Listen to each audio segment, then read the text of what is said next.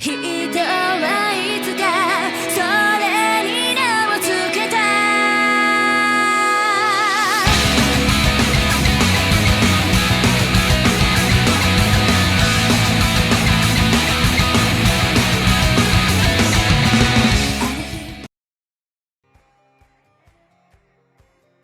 Okay, so chapter 4 is complete. Moving on to chapter 5, Beyond the Lines of Magic and something, I'm not sure. Pardon me, you wouldn't happen to be Albus Foster, would you? Have we met? No, but we're friends of Sarah. Sarah's friends? Unfortunately, Sarah does not have any friends, as cruel as that may sound. Yes, it's impossible for her to have any friends. He doesn't consider her to be human either. We have little time to dispense with technicalities and absolutes. Have him address our questions now and be done with it. We have not met before, Mr. Foster. We are mere travelers. When we arrived here yesterday, Sarah went well out of her way to accompany and guide us around this beautiful city.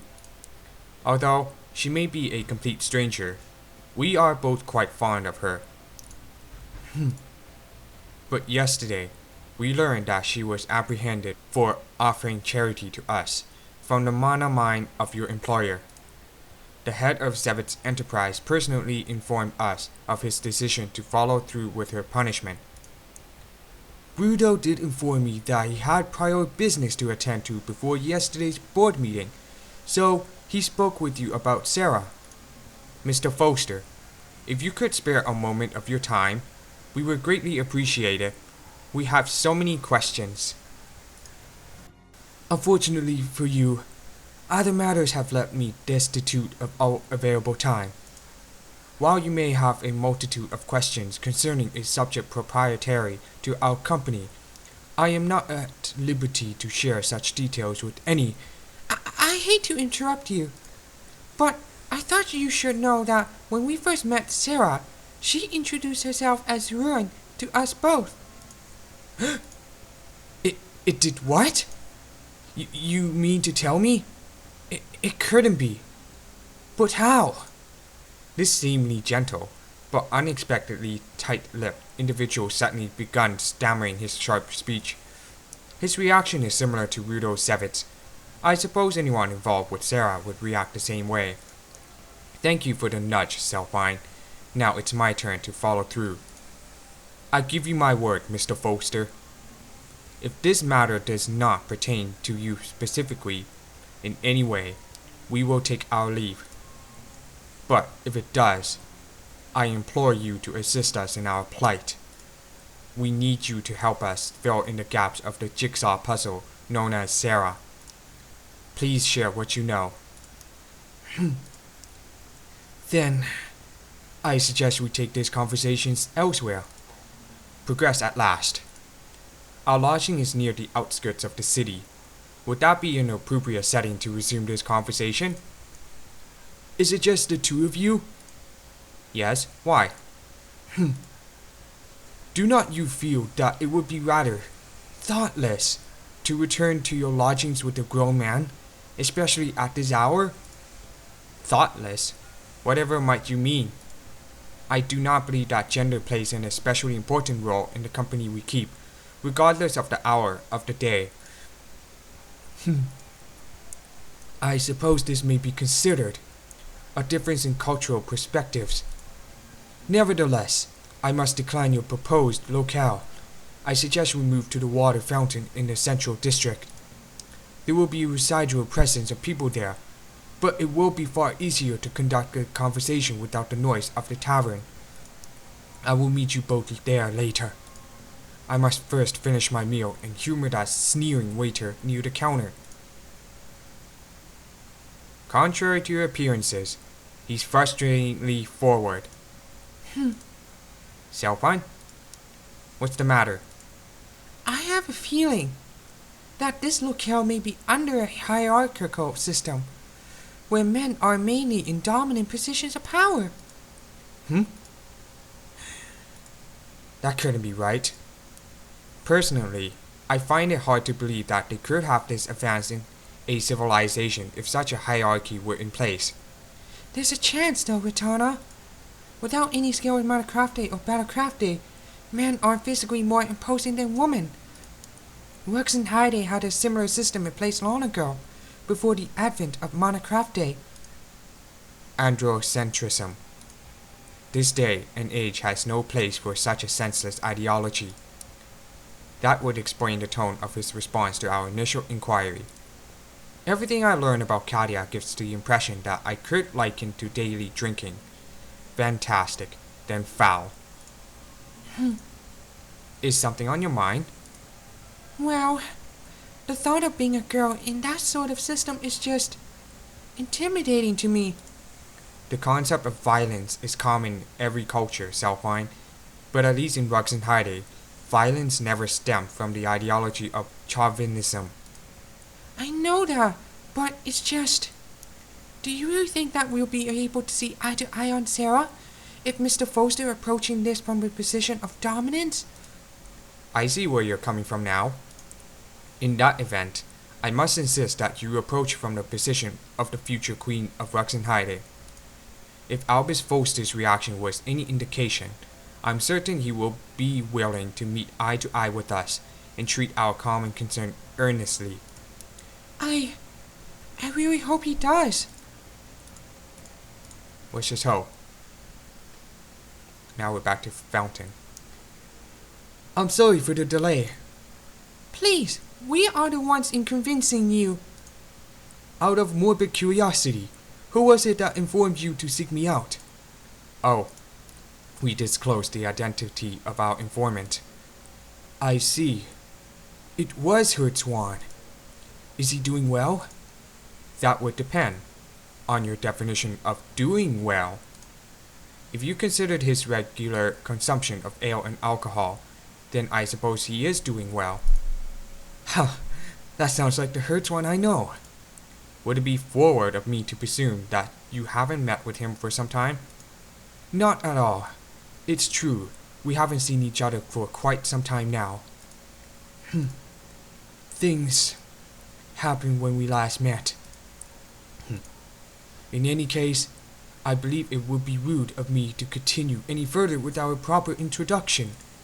I am Albus Foster, and I serve as the CTO of Sevitz Enterprise. I am Ratana, a traveler. I am Selfine, Ratana's fellow travel companion. It's a pleasure to finally make your acquaintance.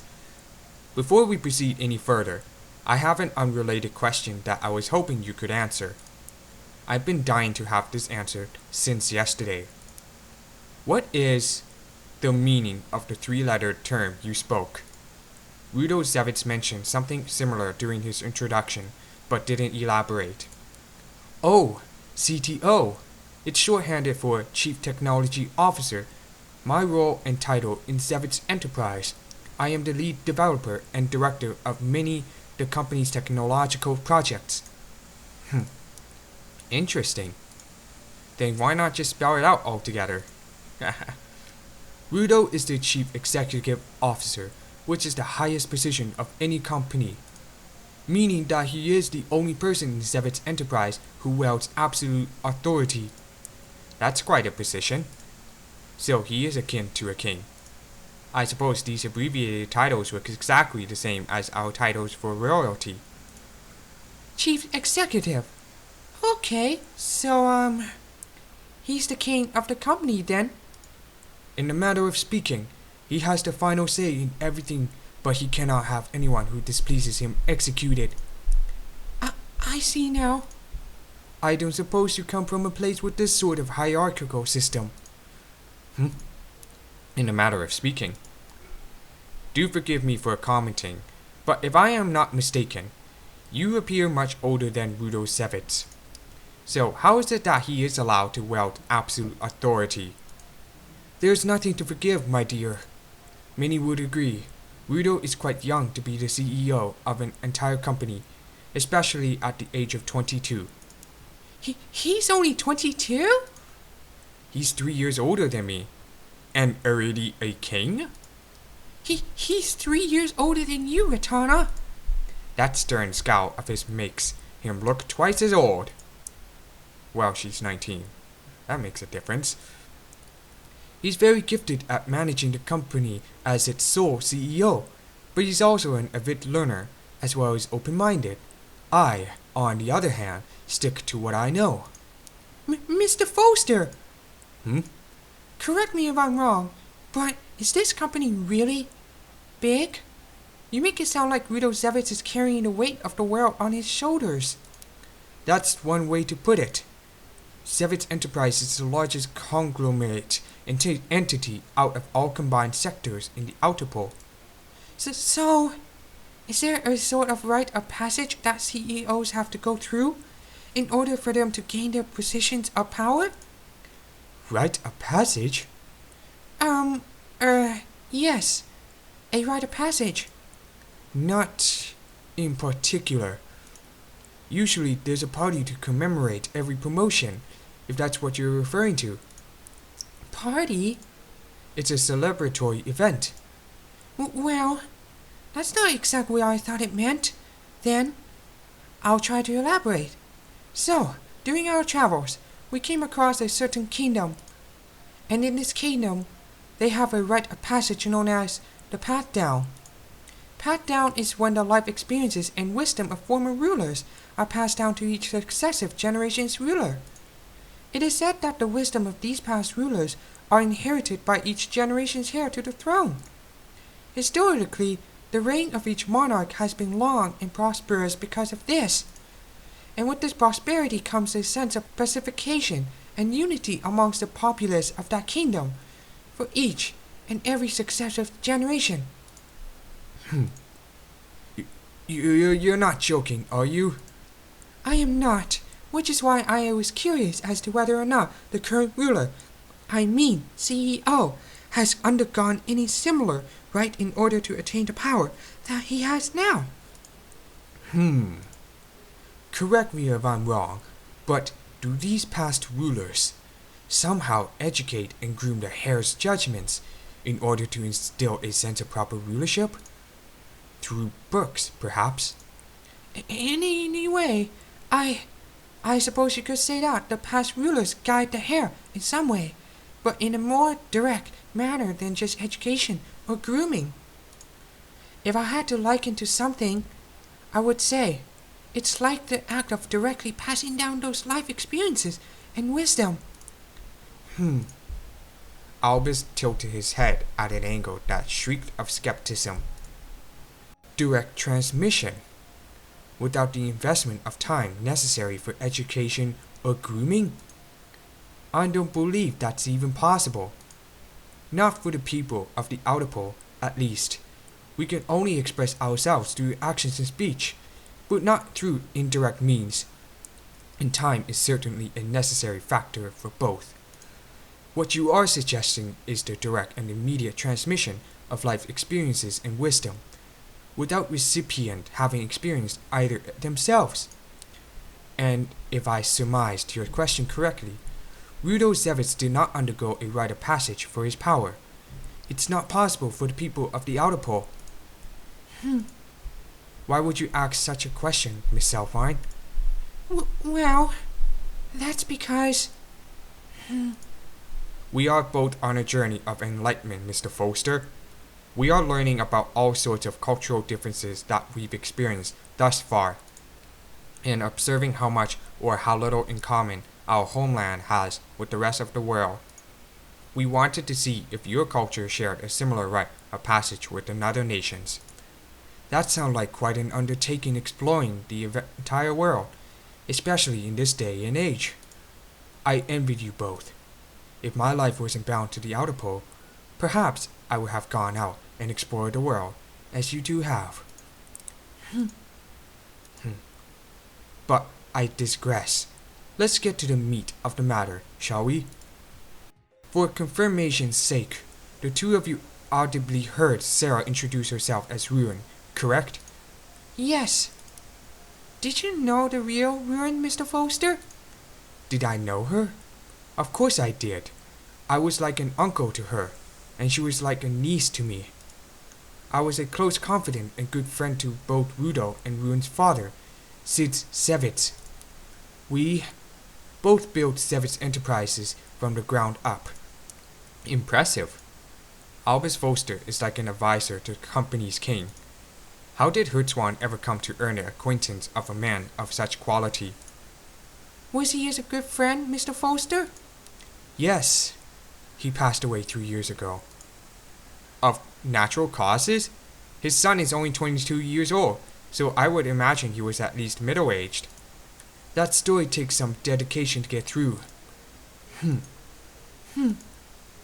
Then, could you at least help us establish the relationship between Ruin and Sarah? Are they one and the same? I agree. Mr. Foster, if you could offer your insight on this matter, we would be indebted to you. Can you please tell us everything you know about Sarah? Who is she, really? Is Sarah even her real name? Her real name? What Sarah has is a unique keyword, in what you would normally presume as a name. I wouldn't classify the keyword as a name in the sense that parents would give to their children. Do you call her an object and deem her name as a keyword because she is bound and in servitude? I beg your pardon?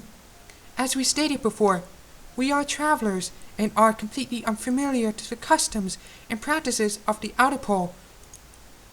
But from where we hail, the cultural practice of forced servitude and slavery has been reduced to a nightmarish myth that was practiced in the days of yore. That is the only logical conclusion that we have both reached, considering how both you and Rudo Sevitz regard Sarah as an object. I wish I could have seen it where it was you both hail from. I'm certain it's a beautiful and pure place. I apologize, but this is nothing but an unfortunate misunderstanding. Sarah is neither bound, nor is it in servitude. Forced servitude and slavery were both outlawed from the Outer Pole some decades ago. But unfortunately, some people do continue to practice to this day in secrecy, and in the most inconceivable ways. Then, why do you and your leader refer to Sarah as an object? Because in all honesty, she is an object, in every sense of the word. You asked why we regard her identifier as a keyword, correct? Both Rudo and I refer to as Sarah, because that name is the shorthand form for her true identifying keyword. Sarah, Synapses Architecture Review and Assessment. Ooh, nice. During the conception stage, we were provided with a report with that very title, followed by an acronym of the title. That is why Sarah cannot be considered a name. It is a shorthand keyword. Did you just say conception? What could he possibly mean by conception?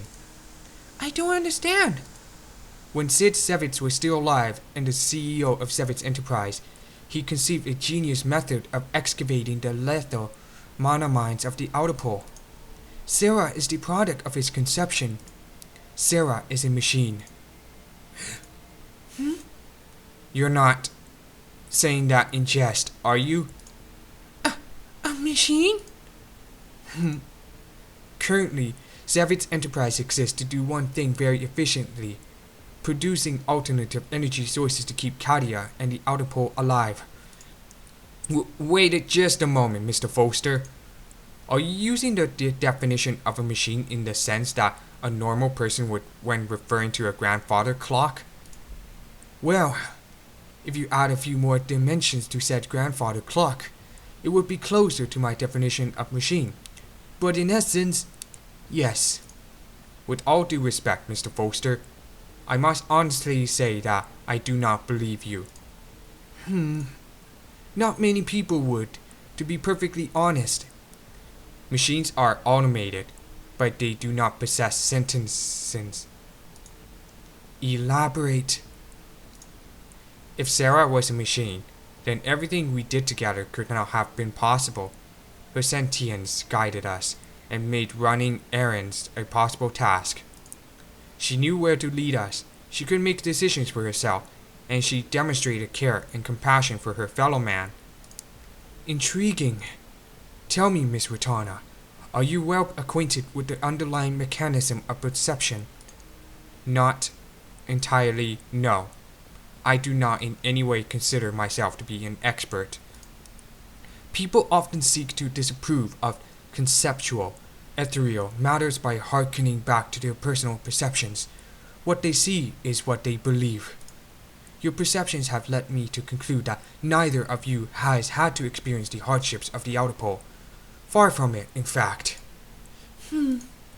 Back to the topic at hand.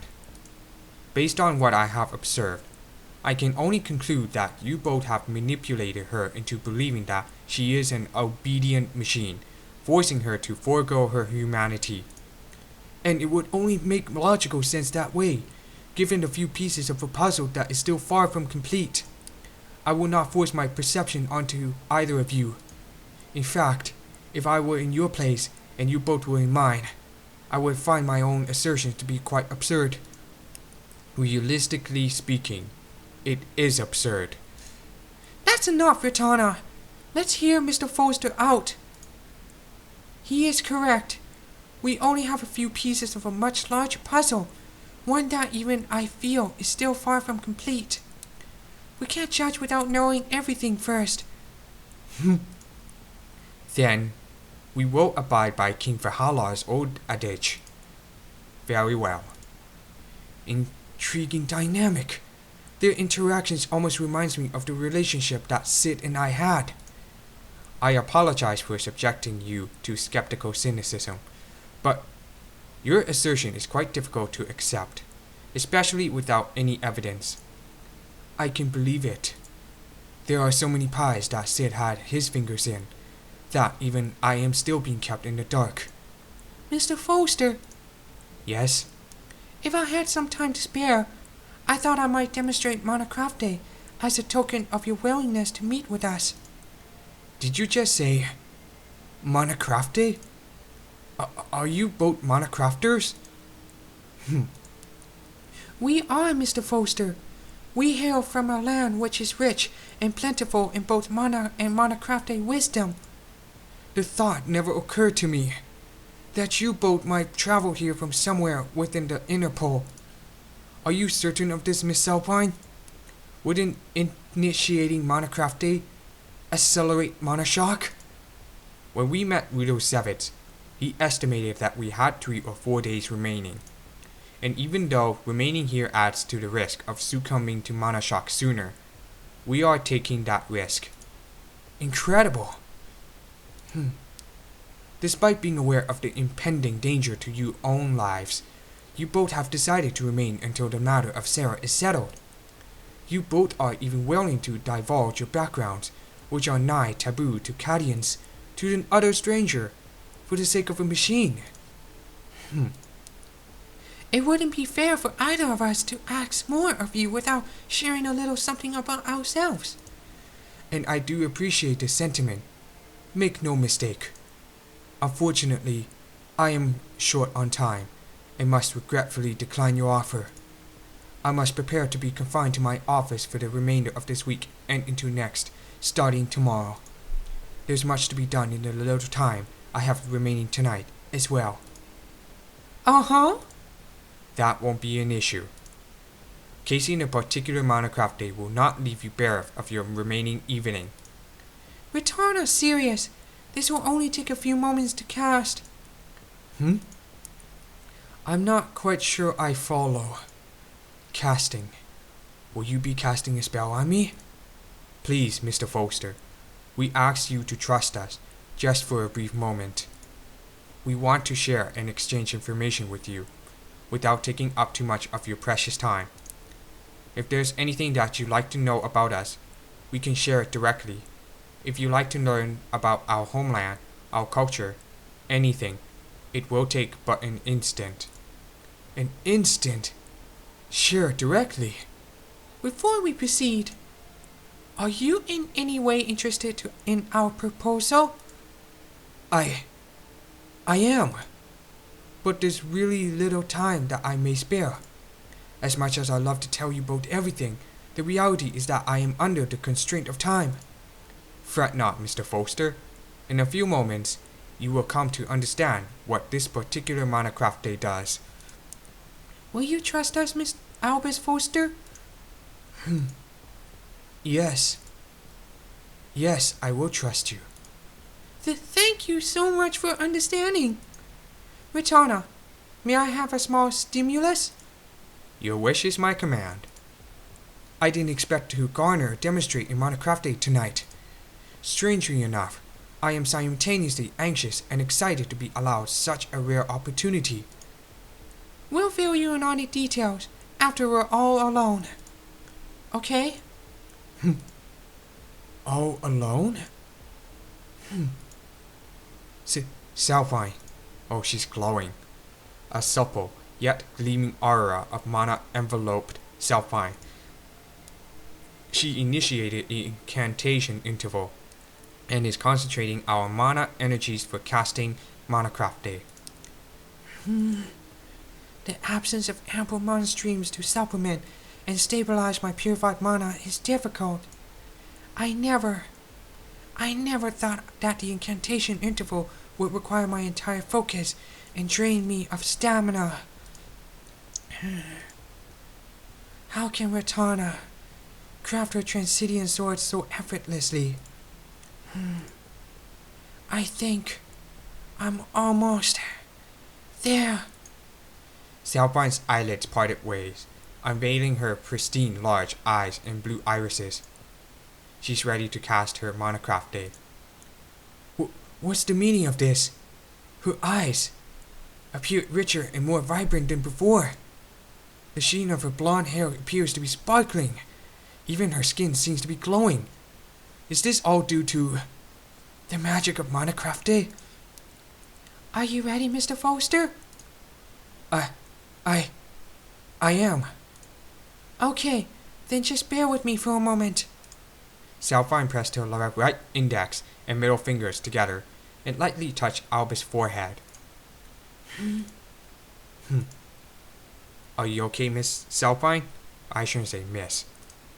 The incantation period took a few moments longer than usual. Perhaps the lack of mana streams played a part in the delay. Yes, I haven't cast Minecraft Day in a very long time, so I'm trying to get acclimated again. You need not tense up your facial muscles, so relax and cast with confidence. Phew. Don't worry, Mr. Foster. I've only warmed up my body by initiating the incantation interval. Lovely. Here we go. Ratana! Go, Salvine. Whoa! Whoa! Where am I? What is this strange sensation? I'm alive, and yet my consciousness, thoughts, everything feels ethereal and weightless. It's almost as if I've been sucked into a dark vortex. Mr. Foster, I have successfully cast my Minecraft Day and established a link between us. You're next, Ratana. Miss Ratana will cast Minecraft Day as well? Yes. Salvine only built the link between her and yourself, while I will bridge us all together. Our streams of consciousness will flow into each other's. Is that even possible? The bridge that Ratana is attempting to establish is part of the Mind Dive Minecraft Day. It's a type of Minecraft Day that follows under Comcraft Day, which is mainly used to establish links between the conscience of one or more parties. How are you feeling now, Mr. Foster? I feel very strange.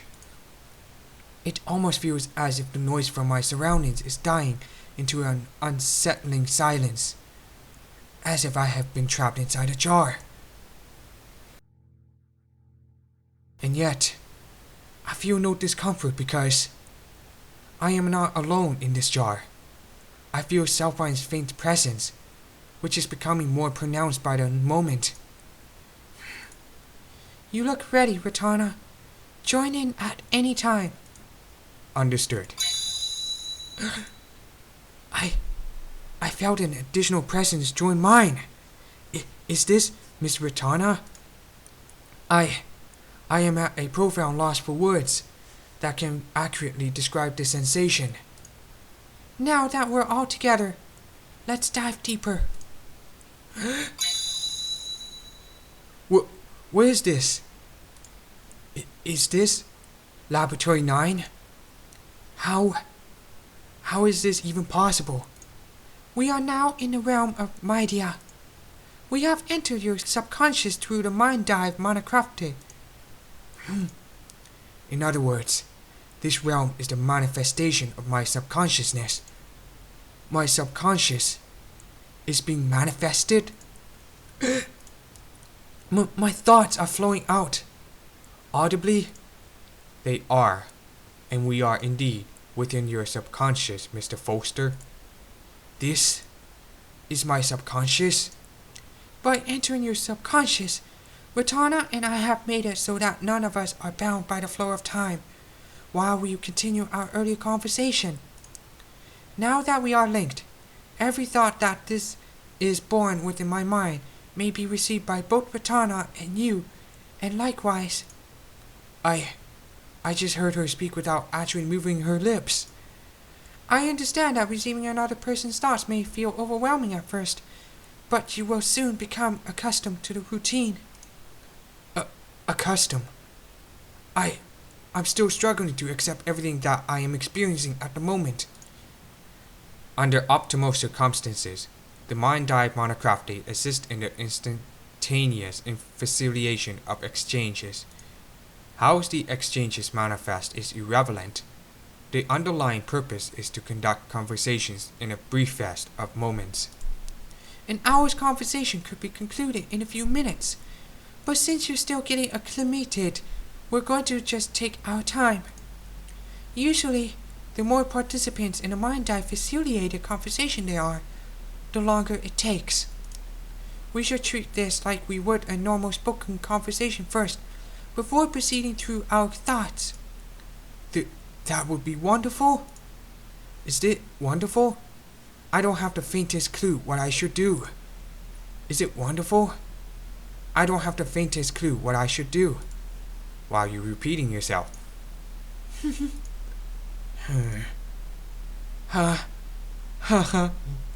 Relax, Mr. Foster. While you may have fallen prey to the uninitiated's mistake of voicing a thought that was only meant for your ears, don't let it discourage you. Remember, we are within the realm of Mydia, which effectively acts as a manifestation of your subconscious. There is no distinction between veracity and fallacy for any thought that you give birth to. The purified mana coursing throughout your brain and body contains your innermost memories, the expression of which is facilitated by your subconscious. Then effectively, all of my innermost memories will be unveiled?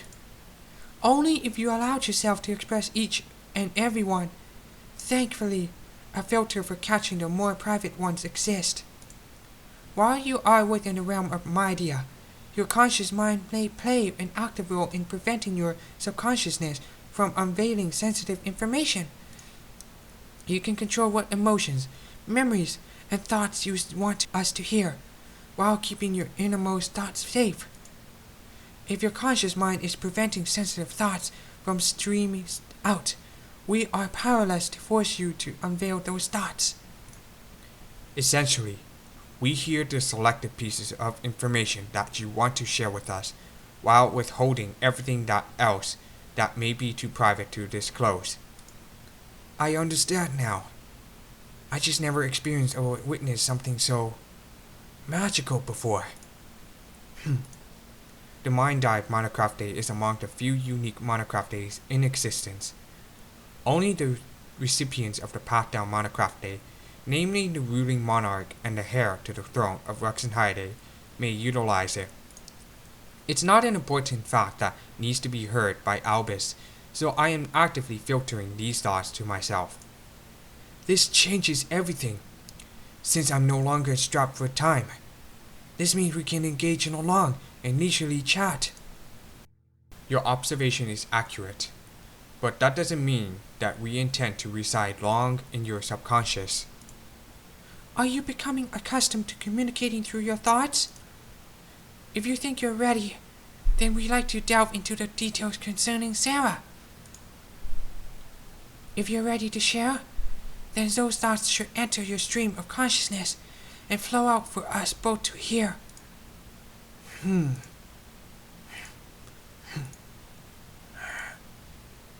Nothing. Nothing is happening. Give us some time, Mr. Foster. I suppose this was to be expected, given the unfamiliarity of purified mana regulation to a resident of the Outer Pole. Usually, it would never take this long to form and communicate a coherent thought. Why don't we take a moment to relax? When you're comfortable, we can try again. Indeed.